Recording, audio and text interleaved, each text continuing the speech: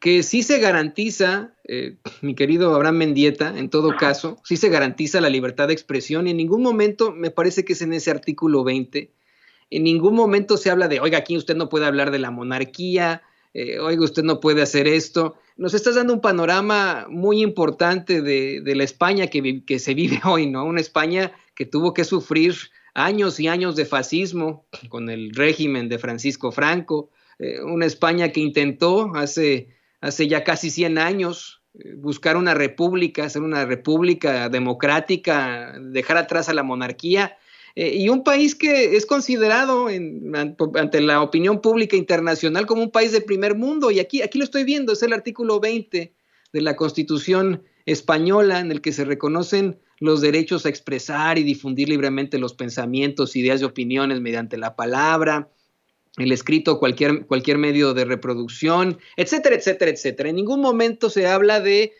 pues en no hacer alusiones a la corona, en no criticar, pero es lo que según el mismo Pablo Hasél critica, cuestiona, acusa, que en las escuelas públicas o privadas se le presenta a los niños, a la opinión pública española, que está bien tener una monarquía y que es una monarquía que en ningún momento acabó con el fascismo en España. ¿Qué sigue ahora para España, querido Abraham Mendieta?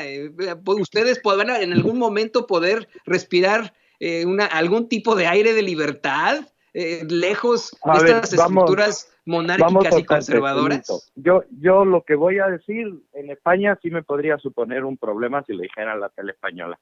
A ver,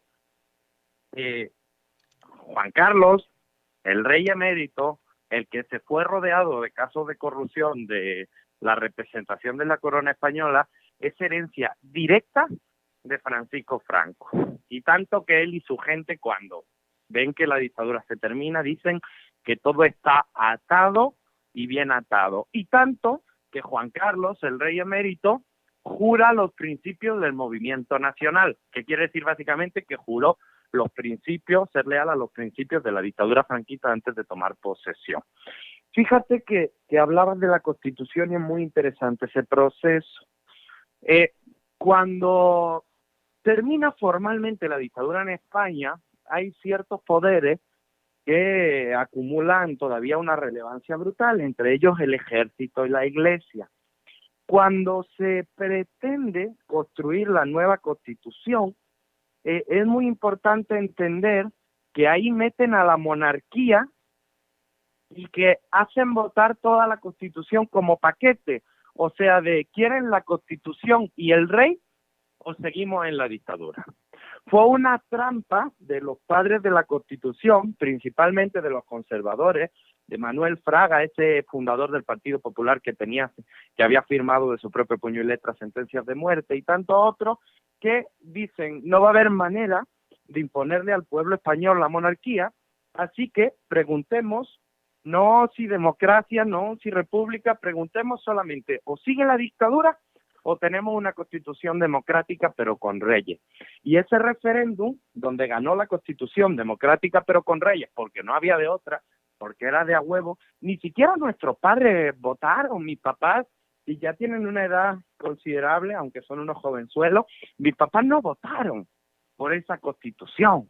Hace 50 años que se votó esa constitución, además con trampa y sin alternativa, una constitución que tiene determinados derechos sociales muy avanzados, sí, pero porque solo están en el papel. La Constitución española reconoce el derecho inalienable a una vivienda, la Constitución española reconoce que cualquier ser humano tiene derecho a determinadas cuestiones fundamentales y que la riqueza de todo el país, pública o privada, está al servicio del interés general.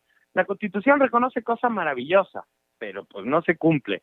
Y el tema de la monarquía fue un adendo, un añadido que hicieron los militares y la iglesia y que ni siquiera preguntaron a la ciudadanía, lo metieron todo en el referéndum y era como o constitución con rey o seguimos en la dictadura. Por eso quien me diga que esto emana de un sistema democrático, pues es una mentira. Estas son las consecuencias de terminar a medias con la dictadura franquista. Y te voy a dar un último dato, querido Toño.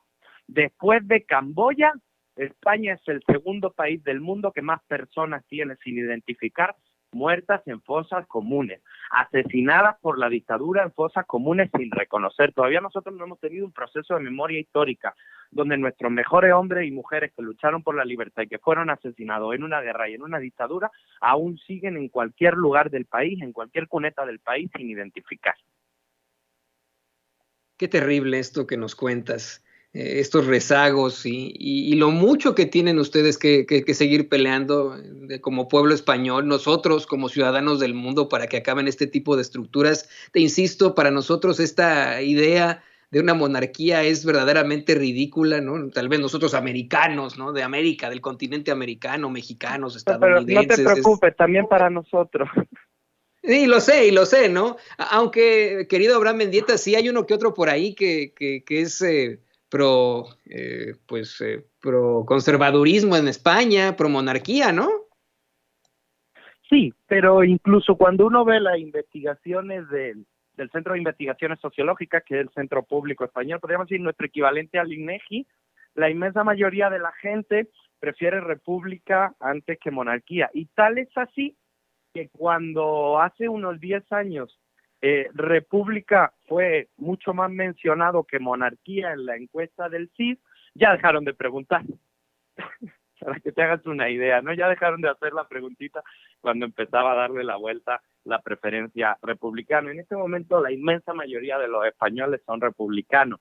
Por supuesto que sigue habiendo reductos de la dictadura franquista y del conservadurismo más medieval que siguen creyendo que la monarquía es una solución interesante a la representación de la jefatura del Estado. Yo no puedo entender que una persona por nacer en el seno de determinada familia represente automáticamente la jefatura de un Estado democrático, y más cuando lo digo con mucho respeto, y espero no cometer un delito en España con esto, cuando el papá de nuestro actual rey, siendo rey, utilizó la jefatura del Estado para hacer negocios privados en Arabia Saudita, para irse de cacería a África y para tantas otras cosas que luego nos hemos ido enterando y que además los medios de comunicación ocultaron de manera deliberada durante 35 años. Y esto no lo digo yo, esto lo dice Juan Luis Cebrián, el director del diario El País, porque cuando le preguntaron hace como un año, Jordi Évole en Salvados, él dijo que era su obligación defender el proceso institucional en España. Básicamente estaba justificando que el diario El País nunca publicase nada en 35 años sobre los casos de corrupción de la corona. Qué barbaridad. Y le voy a pedir a don David que nos grabe con lo que te voy a preguntar.